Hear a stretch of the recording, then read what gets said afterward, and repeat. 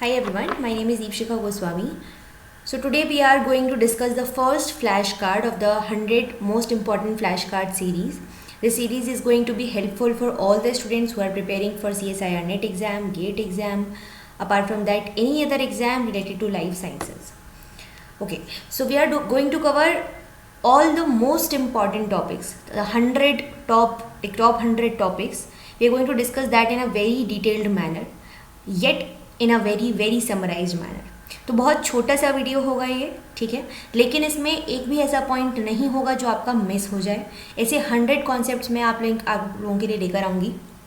The most important part of this video is कि आपको इसको कंप्लीट देखना है, एक भी सेशन मिस नहीं करना है, because you never know which part is very important for the particular session of yours. Okay, also जब आप कोई भी वीडियो देख रहे हैं तो उसको मिनिमम 3 से 4 बार देखेंगे, क्योंकि इतने सारे नुआंसेस भरे हुए होंगे एक ही छोटे से वीडियो में कि आप मिस कर सकते हो किसी छोटी छोटी पॉइंटर्स को. ठीक है, तो उसको आपको कम से कम 2 से 3 बार हर एक वीडियो को देखना होगा. बाकी बहुत सिंपल सा काम है, लाइक और शेयर करना है अपने दोस्तों के साथ में और सब्सक्राइब करना है चैनल को. Let's begin. आज हम पढ़ने वाले हैं GPCR के बारे में, जी प्रोटीन कपल्ड रिसेप्टर्स.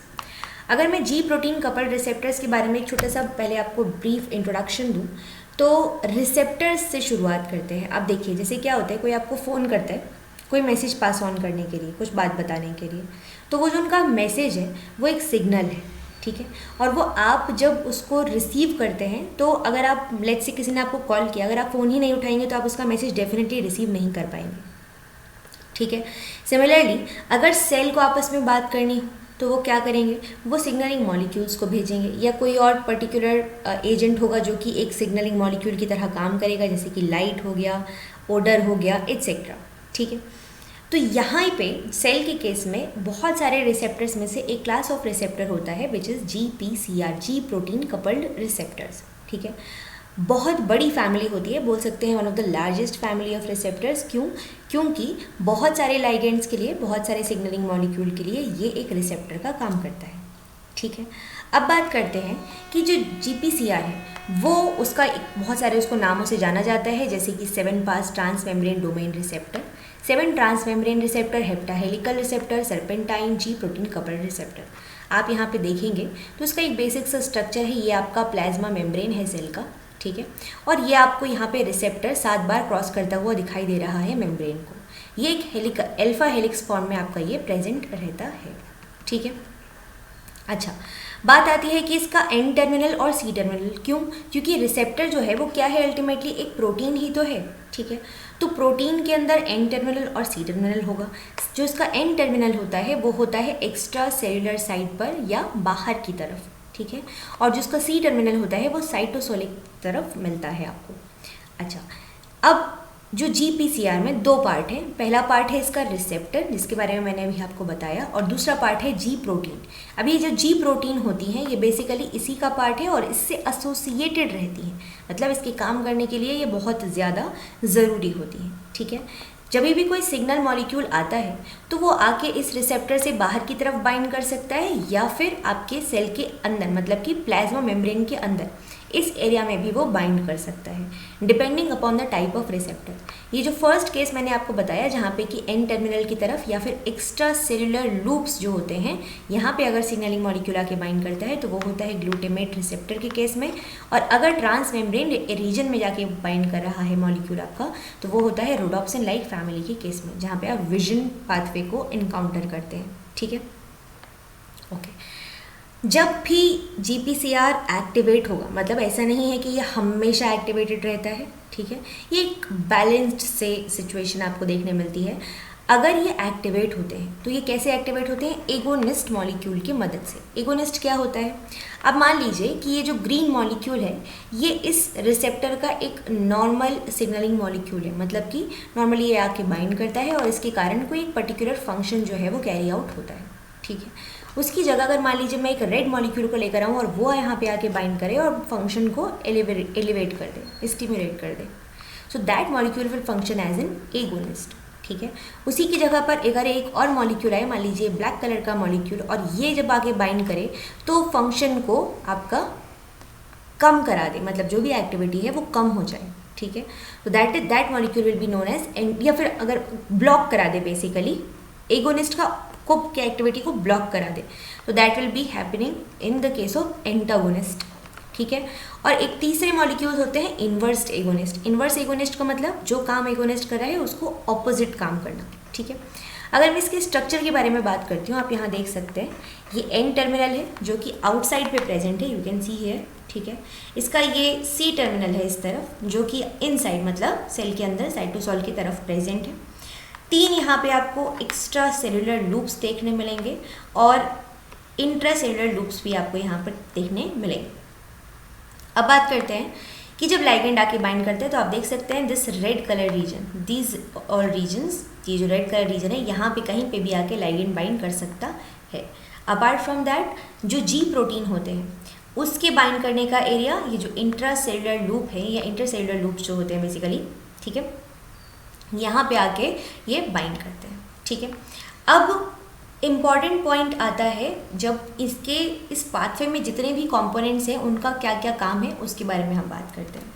तो यहाँ पे काफ़ी सारी चीज़ें हैं, जैसे कि एगोनिस्ट के बारे में मैंने आपको बता दिया, रिसेप्टर का डिस्कशन हमने ऑलमोस्ट कर लिया। अब हमें जी प्रोटीन के बारे में थोड़ा समझना होगा। एक छोटी सी चीज़ जो मुझे आपको बतानी है वो ये है कि अगर सिग्नलिंग मॉलिक्यूल एब्सेंट है, if there is no signalling molecule, receptor will be in an inactivated या डीएक्टिवेटेड स्टेट, मतलब वो एक्टिव नहीं होगा और पूरा का पूरा पाथवे जो है वो स्विच्ड ऑफ हो जाएगा, ठीक है, पूरा का पूरा पाथवे चलेगा नहीं। सिमिलरली अगर सिग्नलिंग मॉलिक्यूल प्रेजेंट है तो रिसेप्टर आपका एक्टिवेट रहेगा और उस केस में पाथवे जो है वो आपका ऑन रहेगा, ठीक है। अब बात करते हैं जी प्रोटीन्स के बारे में। तो सबसे पहले तो जी प्रोटीन की जो बेसिक अंडरस्टैंडिंग है, मतलब जी प्रोटीन है क्या, हम इन्हें जी प्रोटीन बोलते क्यों हैं, क्योंकि एक सम और द अदर फॉर्म ऑफ जो आपका ग्वानिन का जो न्यूक्लियोटाइड है उससे ये बाइंड करते हैं। या तो ये बाइंड कर सकते हैं GTP से या ये बाइंड कर सकते हैं GDP से, ठीक है। GTP is basically GDP plus phosphate. I am sure you all must know that GMP, GTP and GDP, ठीक है, लाइक ओके। अब अगर जी प्रोटीन GTP से बाइंड की हुई है, ठीक है, जहाँ पे 3 फॉस्फेट प्रेजेंट होते हैं, है ना, तो ये एक्टिव रहती है। और अगर ये बाइंड की हुई है GDP से तो ये कैसी रहती है, तो ये रहती है इनएक्टिव, ठीक है। अच्छा, अब जी प्रोटीन जो होते हैं उस 2 कैटेगरी में हम उसको डिवाइड कर सकते हैं। एक होती है मोनोमेरिक फॉर्म और एक होती है हेटेरोट्राइमेरिक फॉर्म। जो मोनोमेरिक फॉर्म होती है उसमें जो एक सब यूनिट है वो उसकी एक्टिविटी लगभग अल्फा की एक्टिविटी के जैसी होती है। और जो हेटेरोट्राइमेरिक का मतलब वहाँ पे 3 सब यूनिट है और तीनों अलग अलग तरीके की हैं। तो तीनों का नाम होता है अल्फा, बीटा और गामा सब यूनिट, जिसमें से कि जो अल्फा और गामा सब यूनिट है, जो अल्फा और गामा सब यूनिट है वो आपका मदद करता है प्लाज्मा मेम्ब्रेन से इसको अटैच करने में, ठीक है। बीटा का कोई रोल नहीं होता प्लाज्मा मेम्ब्रेन से अटैच करने में।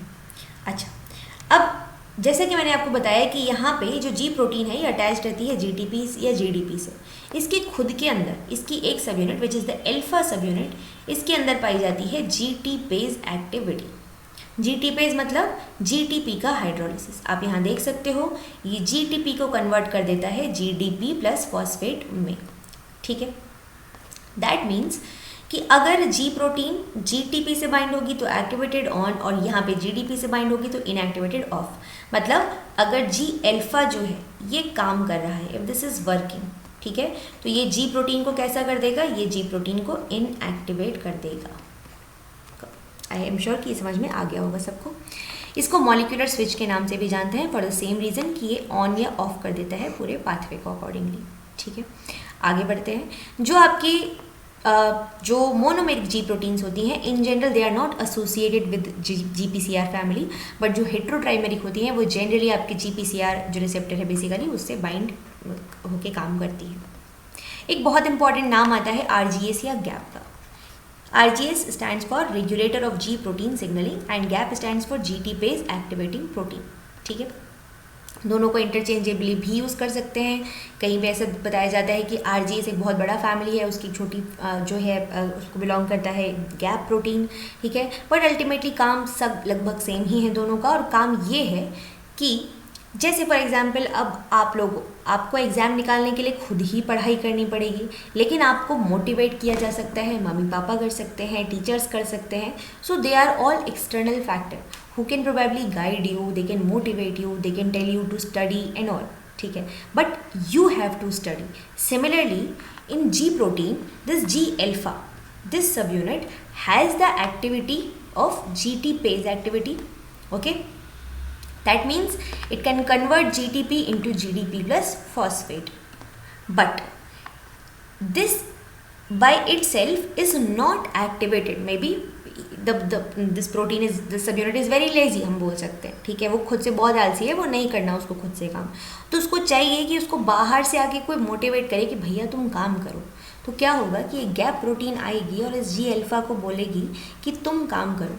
इसका मतलब, इसीलिए इसका नाम है जीटी पेज एक्टिवेटिंग प्रोटीन, ठीक है.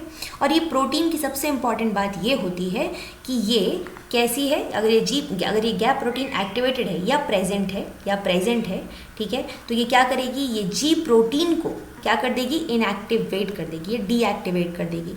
कैसे कर देगी उसको डीएक्टिवेट, क्योंकि जब गैप प्रोटीन जी अल्फा को एक्टिवेट करेगी तो ये जीटीपी को जीडीपी और फॉस्फेट में हाइड्रोलाइज कर देगा. और आपको ये बात पता है कि जब जी प्रोटीन जुड़ी हुई होती है जीटीपी से तो ये रहती है एक्टिव फॉर्म में, और जब जी प्रोटीन जुड़ती है जीडीपी से तो ये हो जाती है इनएक्टिव, ठीक है.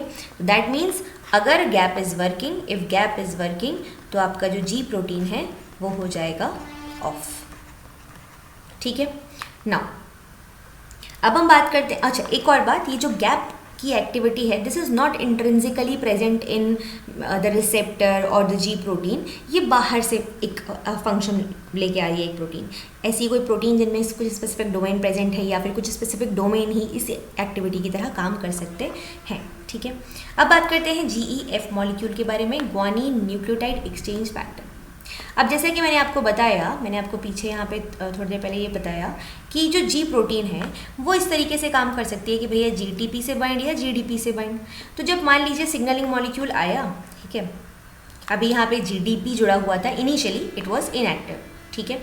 नाउ आपका क्या हुआ कि जो GEF मॉलिक्यूल आया, तो GEF मॉलिक्यूल का क्या काम है कि ये जीटीपी को हटा देगा और उसकी जगह जीडीपी को हटा देगा और जीटीपी को ले आएगा. ऐसे समझते हैं कि मान लीजिए जीटीपी का जो अमाउंट है वो सेल के अंदर जीडीपी के कंपैरिजन में बहुत होता है ज़्यादा, ठीक है. और अगर जीटीपी का अमाउंट जीडीपी से बहुत ज़्यादा है तो ये बड़ा आसान है सेल में प्रोटीन्स के लिए कि वो जो भी सेल है, जो भी प्रोटीन है, उसमें से जीडीपी को हटा दें और वहाँ पे जीटीपी को ले आएँ. क्यों? क्योंकि जीटीपी का अमाउंट ऑलरेडी काफ़ी ज़्यादा है सेल के अंदर, ठीक है. तो यहाँ पे क्या होगा, यहाँ पे जो जी प्रोटीन है, ठीक है, इससे अभी मान लीजिए इस वक्त ये इनएक्टिव फॉर्म में है. जब सिग्नलिंग मॉलिक्यूल आता है तो सिग्नलिंग मॉलिक्यूल उस रिसेप्टर को एक्टिवेट करता है और रिसेप्टर खुद ही GEF की तरह काम करने लगता है. मतलब कि ये एक्टिविटी इंट्रिंसिकली प्रेजेंट होती है. इंट्रिंसिकली प्रेजेंट है किसमें, रिसेप्टर के अंदर, ठीक है. तो ये जीडीपी को निकाल देगा वहाँ से और जीटीपी को अटैच करा देगा. मतलब कि अब जी प्रोटीन हो जाएगी जीटीपी से बाइंड, मतलब कि एक्टिवेट, ठीक है. Now GTPase activity, we all know that कि जीटी पेज एक्टिविटी को, जो कि जी अल्फा के अंदर प्रेजेंट थी और पूरा स्विचिंग करने में मदद कर रही थी.